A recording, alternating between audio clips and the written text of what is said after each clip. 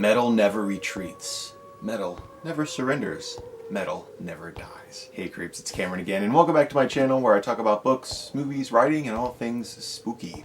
On today's episode of Library Macabre, I will be reviewing We Sold Our Souls by Grady Hendrix.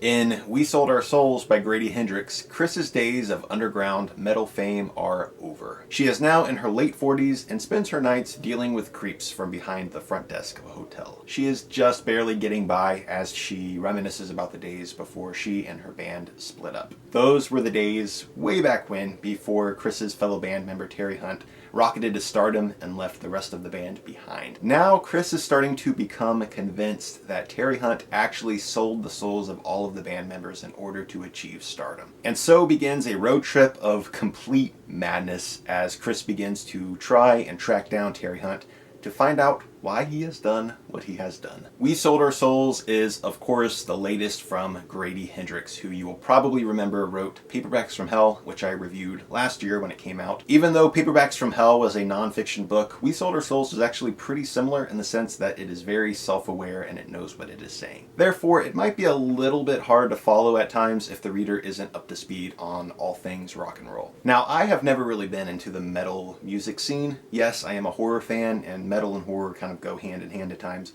but it's never been something that I've been really into. There are certain metal songs that I like, there are certain metal bands that I will listen to some of their songs, but I've never been, you know, a die-hard metal fan. I suppose the metal lifestyle is a little bit lost on me, but it definitely exists, and I think We Sold Our Souls definitely strives to represent that lifestyle and what it stands for, and I think it does a really good job of that. So metal fans are going to appreciate that. Aside from all of that though, We Sold Our Souls is a fun, fast-paced story that wants nothing more than to entertain its audience, metal fan or not. It is funny, it is very heartfelt, which was surprising to me, and it gives horror fans a splash of gore whenever necessary. And even though the story deals with selling souls, it never really gets too dark or too scary. It stays pretty light and fun-spirited. Also, I felt that Chris, the main character, was very tough, but she was also very vulnerable at the same time, and I feel like she's a character that readers can really get behind. She feels very real, which is about all you can ask for from a character. So while I couldn't really connect to the metal aspects of the story so much, there was definitely enough adventure to keep me reading. I don't think We Sold Our Souls is a perfect book, and it's not my favorite from Grady Hendrix, but I liked it, and I think you will too. Unless you're a metal fan, in which case I think you're going to love this, and you might have a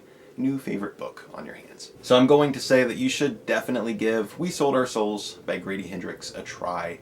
If you haven't already ordered a copy of this book, which I'm sure you have, everybody has, links are going to be down below in the graveyard. I really hope you guys enjoyed this review of We Sold Our Souls. Please don't forget to comment, rate, subscribe, and share this video.